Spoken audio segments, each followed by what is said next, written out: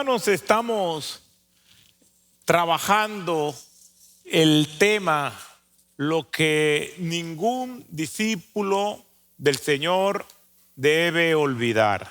Estamos llegando casi al final de estos pasajes que hemos venido estudiando durante todas estas semanas y meses, y hemos visto que ningún discípulo del Señor debe olvidar la condición en que nació.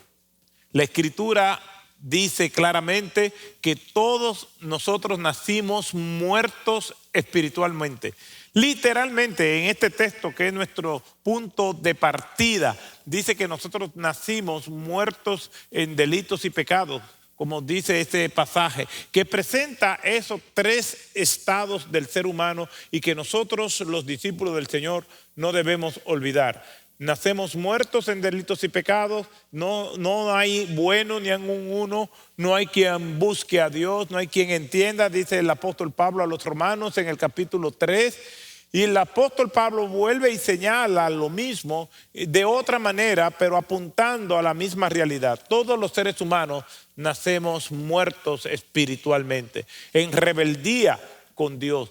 Es decir, que no existe nada de que el ser humano nace bueno y la sociedad lo corrompe, como decía Rousseau, uno de los ilustradores. No, todos nosotros nacemos malos, nacemos depravados, lo que decía Calvino, como la depravación total del hombre. Nacemos en esa condición de maldad, de rebeldía. Por eso el apóstol Pablo dice en Romanos 3:23, por cuanto todos pecaron y están destituidos de la gloria de Dios. Note que cada domingo yo vengo y señalo lo mismo siempre, porque eso es vital. Una persona que es cristiana no puede pensar de la siguiente manera: yo me convertí a Cristo, pero yo no era mala persona. No, sí, usted era mala persona ante los ojos de Dios. Probablemente usted era una persona moralmente correcta, religiosa inclusive, pero espiritualmente muerta. De hecho, todo verdadero convertido a Cristo, que tiene salvación, que si muere va a pasar a la presencia del Señor, tiene que tener claro su condición de que nació espiritualmente, porque entonces ¿de qué se convirtió? Si nació bueno, entonces el Señor no lo ha salvado, porque el Señor vino precisamente a buscar a los muertos para darle vida, a los esclavos para darles libertad. Eso es esencial. Todos nosotros nacemos muertos en delitos y pecados, pero por la obra de nuestro Señor Jesucristo en la cruz del Calvario tenemos salvación. Pero esa salvación se evidencia por los frutos que nosotros damos. Por eso nos hemos estacionado en esta epístola del apóstol Pablo a los Efesios, capítulo 2, verso 10, donde dice que somos hechura suya, creados en Cristo Jesús para buenas obras. No es tan simple como decir, no, yo soy cristiano. Sí, pero si eres creyente, si eres un discípulo del Señor, si realmente eres una seguidora de Cristo, entonces tiene que haber una evidencia en tu vida que confirme eso. Tal evidencia es tan contundente, tan fuerte, que el Señor ya desde el momento que nosotros nos hemos convertido, ya Él tiene un camino por el cual nosotros debemos caminar. Tiene un propósito. Por eso hablábamos la semana pasada de propósito. Hay un propósito particular, único para cada uno de nosotros. Hay un propósito general. Y el Señor nos ha dado salvación a todos nosotros, los que ya hemos creído en Cristo Jesús. Nos aguarda con su Espíritu Santo, nos guía a todos nosotros. Pero no necesariamente lo que Dios tiene para ti lo quiere para mí. O lo que tiene para mí lo quiere para ti.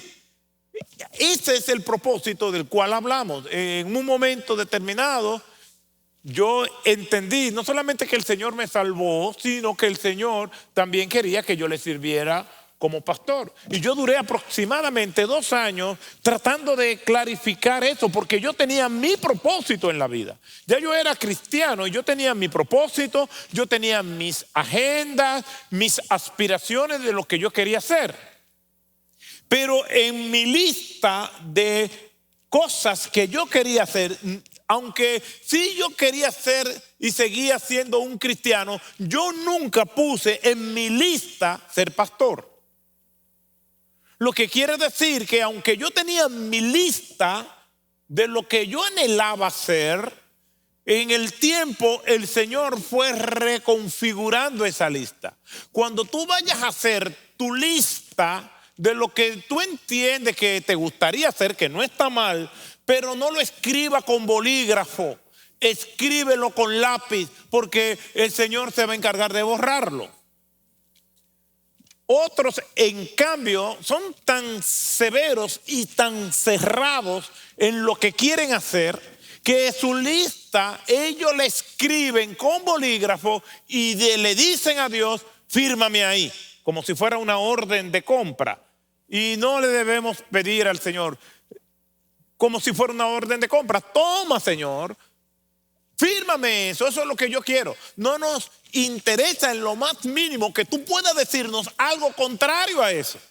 Y eso no es una actitud de una persona sabia y de un verdadero discípulo de Cristo. De hecho, yo he visto cómo personas han ido rumbo al derrotero y al fracaso precisamente porque le dijeron a Dios, fírmame ahí.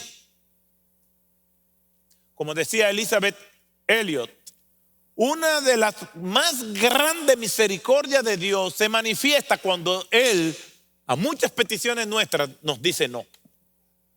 Un no de Dios puede ser una de las más grandes obras de misericordia.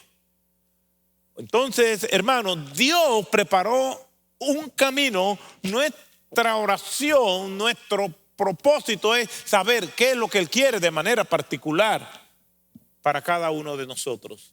Por eso nosotros hablamos de la voluntad general de Dios. Es fácil, la encontramos con claridad en las Escrituras. ¿Y cómo se evidencia? Bueno, que Dios nos ha salvado, que Dios quiere que nosotros nos congreguemos, que Dios quiere que nosotros redimamos bien y usemos bien el tiempo, porque los días son malos. Dios quiere que nosotros le hagamos el bien y amemos al prójimo. Todo eso, yo ni siquiera tengo que orar para saber si Dios quiere que yo me congregue, porque eso está claro en la Biblia. Ni siquiera tengo que orar para yo saber si Dios quiere que yo abra mi boca y le hable a los demás de Cristo, o que invite a mis relacionados aquí a que se congreguen con nosotros. No tengo que orar. Probablemente tengo que orar, dame fuerza, dame más pasión por ti, pero si tengo que hacerlo, no. Eso no hay que orar por eso, porque eso está claro en la Biblia. Yo no voy a orar, Señor, ¿tú quieres que yo predique? Claro que el Señor quiere que yo predique. Eso lo dice la Biblia con claridad. Esa voluntad general de Dios está muy clara en las Escrituras. Ahora, lo que llamamos la voluntad particular de Dios, lo que Dios quiere para mí, que no necesariamente quiera para ti. Dios me llamó a mí a ser pastor, pero primero, que antes de ser pastor, pues yo tenía mis aspiraciones, hasta que después de 2 años de lucha yo entendí que eso era lo que Dios quería, y soy pastor por 33 años en esta iglesia. Obviamente como comencé a los 15 años por ahí, pero para que no se molesten haciendo cálculos. La voluntad particular, ese propósito que Dios tiene para cada uno de nosotros. ¿Tú te imaginas pasar por esta vida y nunca haber entendido ese propósito? ¿Tú te imaginas que cuando llegue el último aliento de tu vida, tú te vayas sin haber conocido eso que Dios preparó de antemano para que tú anduvieras en ella? Si podemos advertir que vamos a morir, como muchas personas que están conscientes porque están en un lecho y que van a morir. Y que cuando hagan memoria digan, caramba, desperdicié mi vida, aún teniendo a Cristo. Como les hablaba, los hebreos salieron de la tierra de Egipto, pero el propósito no era la libertad, el propósito era la tierra de Egipto, de Canaán, la tierra prometida. Yo estoy absolutamente seguro, por lo que he visto, por lo que dice la Escritura, que hay muchos cristianos que van a morir como si estuvieran en el desierto. Nunca van a llegar a conocer ese propósito, esos caminos maravillosos que, aunque difíciles, si Dios los trajo, son buenos, porque la voluntad de Dios es buena, agradable y perfecta. Si usted está pasando por una prueba, pero que esa prueba se la envió el Señor, y está pasando por un momento difícil, por ese fue el camino que Dios preparó para usted, y usted está caminando y el Señor lo está sosteniendo, es mejor así que estar viviendo sin problemas, pero lejos de Dios. ¿Por qué? Porque la bendición está en que Dios está caminando con nosotros. La bendición, la seguridad está en que Dios está con nosotros y que nos está guiando. Es mejor estar ahí sufriendo, pero sabiendo que el Señor está ahí, que nos sostiene, que tenemos dolor con paz. ¿Por qué? Porque esa es la voluntad de Dios, que caminemos por ahí. Y Él nos acompaña, como dice la palabra, como poderoso gigante. En nuestra nueva identidad entendemos eso. Como dice el Salmo 25:14, la comunión íntima de Jehová es con los que le temen. Es decir, Dios se acerca a aquellos que le temen. Y estamos tan cerca del Señor que Él nos revela sus planes. Pero si estamos lejos de Dios, no vamos a conocer ese plan particular de Él. Pero eso se consigue en oración, en humillación, clamando al Señor, conociendo su palabra. De manera constante, clamando a Él, revélame tu voluntad, consultando esto. Porque Dios, cuando quiere algo para nosotros, comienza a inquietarnos y a inclinar su corazón. Obviamente, nuestros corazones, el Señor comienza a inquietarlo, pero nosotros estamos coqueteando con otras cosas que son nuestros planes. No siempre mi agenda y la agenda del Señor cambia. Y Dios no va a variar su agenda. Quien tiene que variar su agenda soy yo. Dios no va a cambiar su órbita por mí. Soy yo que tengo que unirme al Señor, como decía Henry Blackaby en su extraordinario libro Mi experiencia con Dios. En vez de tú orar, Señor, respalda mis planes, Blackaby decía que Dios siempre está obrando. Lo que tenemos que hacer es obrar para decirle al Señor, revélame tus planes, y nosotros unirnos al Señor. El Señor preparó caminos para que nosotros anduviéramos en ellos, pero nosotros queremos andar en nuestros propios caminos y le vamos a decir al Señor, Señor, cierra ese camino y este es el que yo quiero que tú traces para mí. No existe tal cosa. ¿Quiénes somos nosotros para darle órdenes de esa naturaleza al Señor?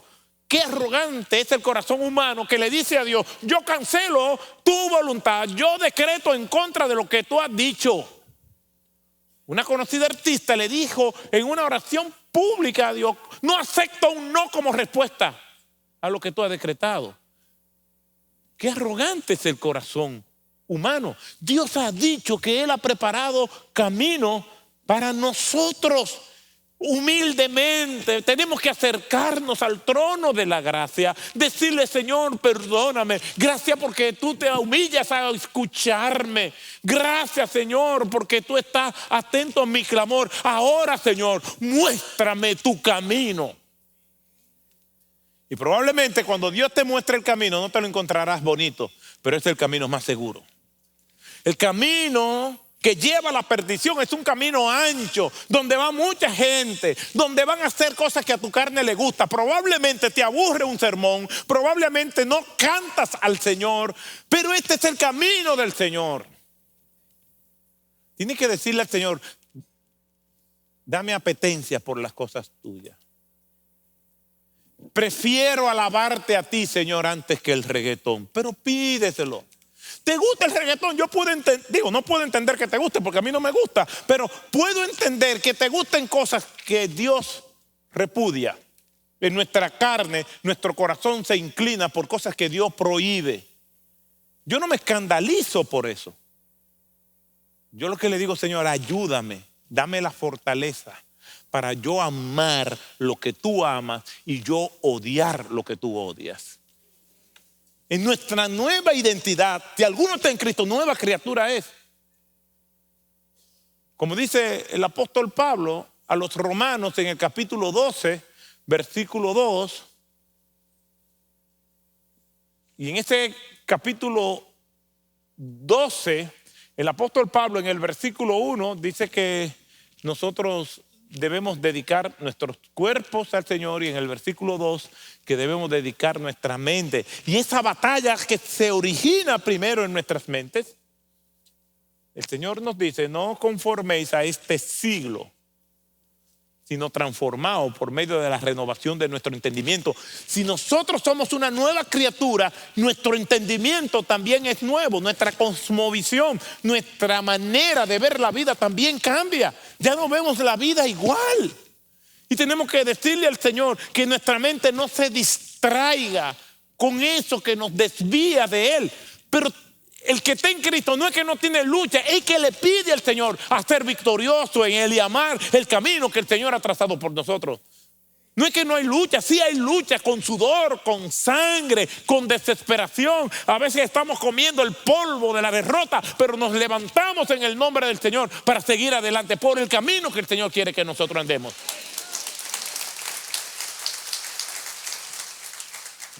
Hay que luchar, hermanos.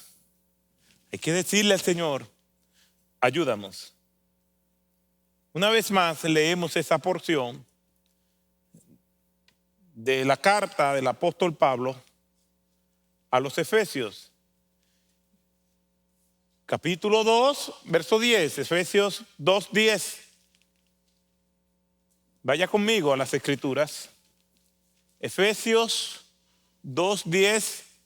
Dice la Escritura, porque somos hechura suya, creados en Cristo Jesús, para hacer buenas obras, las cuales Dios preparó de antemano para que anduviésemos en ellas. Ya el Señor nos salvó. Somos una nueva creación. No hace falta que nos salve todos los días. Ya con ese acto de sacrificio en la cruz del Calvario y con esa respuesta nuestra a su gracia irresistible, con eso es suficiente. Miren lo que dice el autor del libro de los Hebreos en el capítulo 10, 12 al 14. Hebreos 10, 12 al 14, pero Él, habiendo ofrecido un solo sacrificio por los pecados para siempre, se sentó a la diestra de Dios. Está hablando de Cristo. Cristo no tiene que morir todos los días, no tenemos que convertirnos todos los días. Con una sola vez es suficiente si esa vez fue sincera. Nosotros lo que hacemos es que diario y varias veces al día le pedimos perdón al Señor. Nosotros somos ya pecadores que somos salvados por la gracia y la misericordia del Señor. Y eso es porque Él murió una sola vez por nuestros pecados y esa sola vez es suficiente, como dice el autor de los Hebreos. Esperando de ahí en adelante hasta que sus enemigos sean puestos por estrado de sus pies. Porque por una ofrenda Él ha hecho perfecto para siempre a los que son santificados. No somos salvos por las buenas obras, como dice Efesios 2, 8 y 9. Específicamente el 8, porque por gracia soy salvo. No somos salvos porque nosotros hicimos algo bueno. Eso no funciona con la salvación. Nosotros no nos vamos a salvar por nuestros esfuerzos. Ningún ser humano se puede salvar porque crea que tiene méritos. ¿Por qué? Porque nacemos muertos sin delitos y pecados. Porque estamos separados de la gloria de Dios. Nosotros somos salvos porque por el puro afecto de la voluntad del Señor nos escogió desde antes de la fundación del mundo. Y en algún momento en el tiempo y el espacio nos llamó a salvación. Y nosotros respondimos. A los que hicieron profesión de fe el domingo, ese fue el día que el Señor estimó y preparó para que tú vinieras a Él. Pero eso lo preparó Él desde antes de la fundación del mundo. Porque dice la Escritura que nosotros no elegimos al Señor. Nosotros respondemos a su llamado, a su gracia irresistible. Pero Él es quien nos llama a salvación. ¿Por qué? Por el puro afecto de su voluntad. Porque Él quiso, y eso es suficiente para nosotros durar toda nuestra existencia dándole gracias al Señor. Gracias porque fuiste tú que me salvaste. Gracias porque yo no te tenía en mi agenda, pero tú me tenías en la tuya y me salvaste. De hecho, tú no estás aquí hoy porque quisiste. Tú estás aquí porque el Señor te trajo para que escuche, para que tenga corazón, para entender y poder discernir su voluntad, para que puedas poner tu mente en sintonía con la mente de Cristo. El vehículo, el motor por el cual viniste fue porque alguien te invitó. O porque te inquietaste, pero esa invitación y esa inquietud es un medio de gracia para que una vez más tú escuches su palabra y respondas rindiéndote a Él por completo. Porque somos hechura suya, creados en Cristo Jesús para hacer buenas obras. En la identidad que yo tengo como creyente, esa identidad me hace a mí consciente de que yo tengo no solamente una nueva creación, sino que tengo esa nueva identidad. ¿Por qué esto es importante? Porque nuestra identidad era perfecta. Dice Génesis capítulo 1, versículo 31.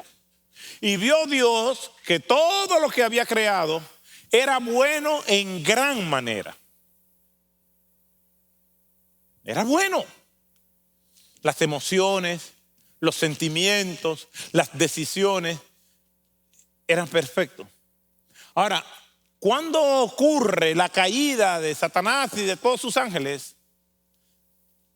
Nosotros no sabemos, pero fue en algún momento entre Génesis 1:31 y el capítulo 3. Porque en el versículo 31 dice que todo lo que Dios había creado era bueno en gran manera. Pero en el capítulo 3 aparece Satanás. Quiere decir que ocurrió en ese espacio que nosotros no sabemos. Y con la caída de nuestros primeros padres, Adán y Eva, entonces esa identidad de que somos hijos de Dios, que somos hechos a imagen y semejanza del Señor, para hacer lo que el Señor mandó a que nosotros hagamos, eso se vio afectado. No totalmente, pero sí severamente quedó afectado. Vamos a leer Génesis capítulo 2. Y ahí nosotros podemos ver cómo era la vida en esa relación íntima y perfecta, donde ellos tenían una condición de su identidad totalmente clara. Vamos a leer el versículo, a partir del versículo 21 de Génesis 2. Entonces el Señor Dios hizo caer un sueño profundo sobre el hombre y éste se durmió. Y Dios tomó una de sus costillas y cerró la carne en ese lugar. Y de la costilla que el Señor Dios había tomado al hombre, formó una mujer y la trajo al hombre. Y el hombre dijo, esto es ahora hueso de mis huesos y carne de mi carne. Ella será llamada mujer porque del varón fue tomada. Por tanto, el hombre dejará a su padre y su madre y se unirá a su mujer y serán una sola carne. Y estaban desnudos ambos, el hombre y la mujer, y no se avergonzaban. Todo era perfecto, no había malicia, no había maldad, no había pecado. Ellos simplemente sabían que eran hijos de Dios, y el mandato que Dios le dio a ese hombre y a esa mujer que él formó como nueva identidad fue claro. Génesis capítulo 1 ahora, versículo 26 y 28. Génesis 1, 26 al 28. Y dijo Dios, hagamos al hombre a nuestra imagen conforme a nuestra semejanza y ejerza dominio sobre los peces del mar, sobre las aves del cielo, sobre los ganados, sobre toda la tierra y sobre todo reptil que se arrastra sobre la tierra. Creó pues Dios al hombre a imagen suya, a imagen de Dios lo creó, varón y hembra los creó y los bendijo. Y Dios y les dijo, sed fecundo y multiplicaos, llenad la tierra y sojuzgadla, ejerced dominio sobre los peces del mar, sobre las aves del cielo y sobre todo ser viviente que se mueve sobre la tierra. Esa era la identidad perfecta, imagen y semejanza con Dios. Dios rompe su hermética y santa privacidad y comparte con su obra maestra, que es el hombre y la mujer. Esa es la palabra que se usa en Efesios capítulo 2 verso 10, porque somos hechura suya. La palabra hechura es poema en griego, que significa obra maestra. Nosotros somos la obra maestra. ¿Te has puesto a pensar eso? De que tú eres la obra maestra de Dios. Y no solamente eres la obra maestra de Dios, sino que el Señor nos ha salvado. Y no solamente nos ha salvado, sino que Él quiere cumplir su propósito eterno, el que Dios preparó para ti desde la eternidad, para que tú anduvieses en ellos. Entonces tú pasarte la vida sin interesarte por conocer ese plan de Dios, simplemente porque estás entretenido, entretenida con tu plan. Y sonriente porque te está yendo bien de acuerdo a tus apetencias carnales, pero cada vez más te está desviando. Yo no soy un buen lector de mapa. Y cuando pongo una de esas aplicaciones para que me dirijan o me lleven a un lugar, a veces no sé dónde que voy a doblar. Yo sé que a ninguno de ustedes le ha pasado eso, pero a mí me ha pasado. Y no sé por dónde que voy a doblar. Y está el mapa y está la flechita. Y cuando cruzo el lugar es que me doy cuenta, pero no me puedo devolver. Y entonces veo que dice, usted ha agregado a su viaje 15 minutos más. Pero yo veo que la flechita no se mueve. Digo, no, pero quizás es por aquí. Y yo sigo el camino. Yo no le voy a hacer caso. La flechita sigue. Y yo sigo por el camino que yo escogí, ya sea por equivocación o por testadurez, que es más frecuente. Y sigo y yo veo, la flechita no se movió. Hasta que ella se mueve. Después que yo tengo un rato y me doy cuenta cuán lejos estoy de la ruta. Nosotros nos desviamos, Dios ha trazado el camino y vamos yendo por nuestra ruta, y solamente cuando ya hay consecuencias severas es que nos damos cuenta lo lejos que nos fuimos del camino que Dios trazó. Y ahora no solamente no estamos lejos, sino que tenemos que enfrentarnos a las consecuencias de habernos desviado. Nosotros somos la obra maestra de Dios. Tenemos una nueva manera de ver las cosas. Hermanos, ustedes que se bautizaron, Sigan obedeciendo al Señor. El bautismo es un acto de obediencia, pero hay más en esta escalera de la obediencia. Y todos nosotros debemos saber que tenemos una identidad que no es mi agenda, no es lo que a mí me gusta, es lo que Dios ha preparado de antemano. Pero para poderlo conocer tenemos que estar cerca de Dios, tenemos que estar con la gente que edifica nuestras vidas. Probablemente tienes amistades que te entretienen, pero te van desviando del camino. Las malas compañías corrompen las buenas costumbres. Las malas conversaciones también corrompen las buenas costumbres. No porque te entretenga o te guste quiere decir que sea bueno. Tenemos una nueva identidad. ¿Por qué? Porque con la identidad perfecta que teníamos, esa identidad fue dañada por la caída. Y las emociones se alteraron, se distorsionaron. Y vamos a ver algunos ejemplos de esto. Somos creados por Dios como raza humana y somos creados por Dios para que nosotros andemos en los caminos que Él preparó. Ahora, la desobediencia, esa identidad perfecta fue alterada. Vamos a ver algunos ejemplos. Hay más ejemplos, el tiempo no nos da, pero vamos a ver algunos ejemplos de esa alteración, de esa identidad perfecta. Ya no es una identidad perfecta porque cayeron, ahora es una identidad dañada. Génesis capítulo 3, verso 7. Entonces fueron abiertos los ojos de ambos y conocieron que estaban desnudos y cosieron hojas de higuera y se hicieron delantales. Lo primero que vemos aquí es la vergüenza. Como dice antes, no se avergonzaban de que estaban desnudos porque no había malicia, no había maldad. Pero después de la caída, la desnudez es vergüenza. Y tenemos que cubrirnos. ¿Por qué? Porque es un símbolo, un indicador de vergüenza.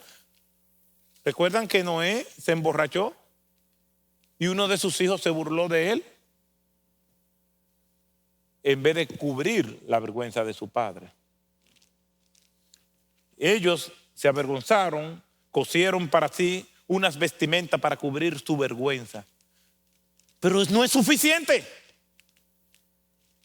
Quisieron con su esfuerzo humano hacer algo que cubriera o que reparara algo que solamente el Señor podía arreglar. Se hicieron para sí una vestimenta y aún eso lo hicieron mal. El Señor fue que los cubrió. El único que cubre la vergüenza es Dios. El único que nos rescata de la vergüenza es el Señor. Y no es la voluntad de Dios que estemos en vergüenza para siempre. Él quiere restaurar eso. Pero el ser humano anda con eso. Lo peor es que no le avergüenza no tener vergüenza. La vergüenza vino y distorsionó todo por la caída. Porque nos avergonzamos de lo que no debemos avergonzarnos y de lo que debemos de avergonzarnos, no nos avergonzamos. Primero los Corintios capítulo 5. En el seno de la iglesia de los Corintios había un hombre que estaba viviendo con la mujer de su papá. Y en este capítulo 5 de Primera a los Corintios usa dos palabras. El apóstol Pablo dice: no es buena vuestra jactancia.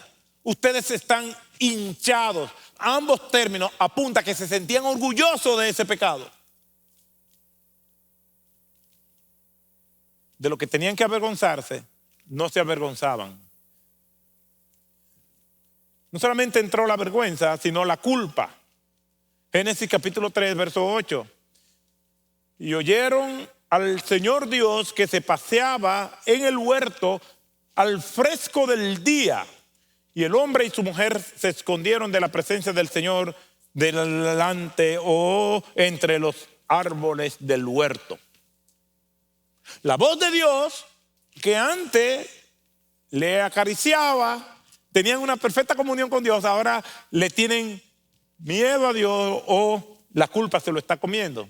El que es culpable y se da cuenta de que es culpable, pero se arrepiente, no huye, no se esconde. El que entra en complicidad con su culpa se esconde y huye.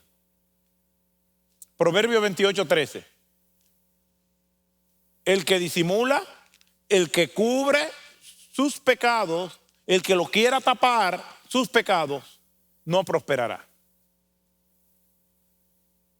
Mas el que lo confiesa y se aparta alcanzará misericordia. El que lo cubre, porque nosotros pecamos y nos avergüenzan nuestros pecados, entonces nos callamos y entramos en complicidad con nuestros pecados. La Biblia lo que dice es, no se escandalice de que pequemos, es que no lo cubramos. El que encubre sus pecados no prosperará, más el que él confiese y se aparte alcanzará misericordia. No importa lo que tú hayas hecho, ni las veces que lo hayas hecho, ni lo mucho que lo hayas disfrutado, ni lo vergonzoso que haya sido eso. Si vienes arrepentido a Cristo, Cristo se va a perdonar, tomará tu pecado y lo echará al fondo del mar y jamás se va a acordar de eso. Pero tenemos que venir arrepentidos de nuestros pecados. Adán sintió culpa, pero no se arrepintió. Se había perdido la comunión con Dios. Ese Dios cercano a ellos, que ellos podían hablar desnudos delante de Dios, sin problema. Por eso yo no entiendo esas protestas de quienes son defensores de los animales y entonces le da con protestar desnudo por la calle. Yo no entiendo eso. Pero ¿qué tiene que ver que cuidemos a los animales para andar desnudos? Yo creo que ellos tienen deseo de andar desnudos y se agarran de los pobres animales para hacerlo. No les da vergüenza. A mí me da vergüenza. Digo, supongo que me daría vergüenza. Pero ¿cómo puede ser posible? Adán y Eva se escondieron. La comunión con Dios se había roto. Y el Dios cercano se convierte en el Dios lejano, en el extraño. A mí me ha pasado con personas que yo estuve cerca de esas personas en un momento de mi vida, amigos, gente que me les relacionaba, pero ahora estamos en caminos muy diferentes. Y cuando nos encontramos, como que no son los mismos intereses. ¿Qué hablamos? Y yo trato de poner el tema de la fe y del Señor, pero no, se resisten. Jack Nicklaus, que fue uno de los más grandes golfistas, contó una historia. La historia que contó es que el presidente Gerald Ford de los Estados Unidos lo invitó a jugar golf, pero invitó también al evangelista Billy Graham.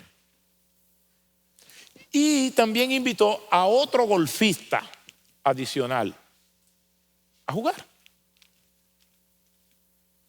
Y el presidente y Billy Graham se quedaron en un lado y Jack Nicklaus se quedó en otro lado hasta que el otro golfista profesional, que él omite su nombre, vino molesto y dijo, yo no resisto a ese predicador.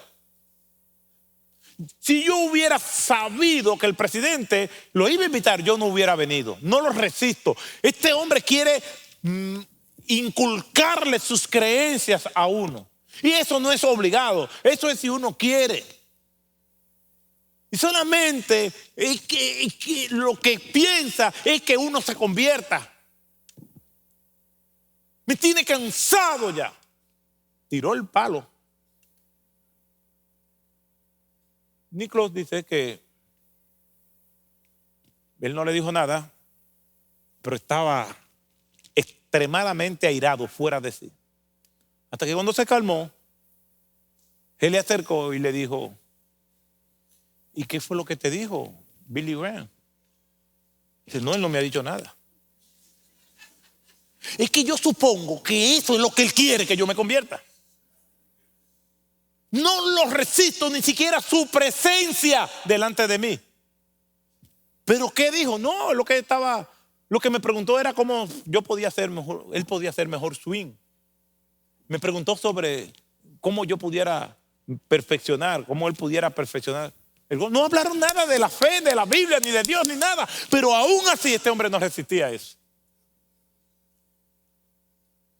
¿Tus amigos se sienten cómodos contigo porque tú no abres tu boca para hablarle de Cristo? Porque yo estoy seguro que si tienen una vida que no es conforme al Señor y tú comienzas a hablarle del Señor o comienzas a darle testimonio, va a ocurrir lo mismo. Te van a sentir incómodos. Porque las tinieblas no tienen comunión con la luz. Si te comienzas a acostumbrar a las tinieblas, entonces es porque ya la luz te está molestando. Es como cuando uno está en un lugar oscuro, digamos en la habitación donde uno está durmiendo, uno apaga las luces y de repente te encienden las luces, le molesta a uno, porque ya se acostumbró a la oscuridad. O si de repente estás en la luz y te la apagan, también te va a molestar porque no puedes ver. El que se mueve bien en la oscuridad es porque no resiste la luz. Y el que se mueve bien en la luz no lo hará bien en la oscuridad. Ellos se escondieron entre los árboles del huerto, lejos de la luz, en las sombras. Tenían culpa. Hay una culpa buena que nos lleva al arrepentimiento, pero hay una culpa mala que nos aleja de arrepentirnos. Mis hermanos, el Señor nos ha creado para que nosotros seamos caminantes en el camino que Él ya trazó para nosotros. Puede que no te guste, pero es el camino que Dios tiene para ti y no necesariamente para mí. No te fíes en lo que Dios está haciendo con el otro o con aquel o con aquella. En sentido general tú le puedes decir: Señor, bendice mi vida, dirígeme, así como tú diriges a fulano. Pero yo lo que quiero es que tú me muestres a mí el camino que tienes para mí. Y ese camino comienza con Jesucristo. Jesucristo dice: yo soy el camino, la verdad y la vida. Nadie puede venir al Padre si no es por mí. Nadie puede venir a Dios si no es a través de Jesucristo. Por eso decimos que hay que convertirse a Cristo para que Cristo entonces le diga al Padre: yo morí por Él en la cruz del Calvario, Él lo reconoció, Él pidió perdón por sus pecados, se ha arrepentido de sus pecados, acéptalo, Señor. Y el Señor, por la obra de su Hijo, te va a recibir a ti, no por tu obra. Quien nos lleva al Padre es Cristo. Cristo no te va a acusar delante del Padre si tú vienes arrepentido. El Padre no nos ve a nosotros, el Padre nos ve a nosotros a través de la obra de Cristo. Cristo es nuestro escudo. Señor, yo morí por Él. Y por la obra de Cristo, entonces Él te perdona y te recibe. Nosotros decimos: yo recibí a Cristo, pero realmente quien nos recibe es Cristo a nosotros cuando nos arrepentimos de nuestros pecados. Y es ahí entonces cuando Dios, por la cercanía que tenemos con Él, nos va a mostrar sus secretos.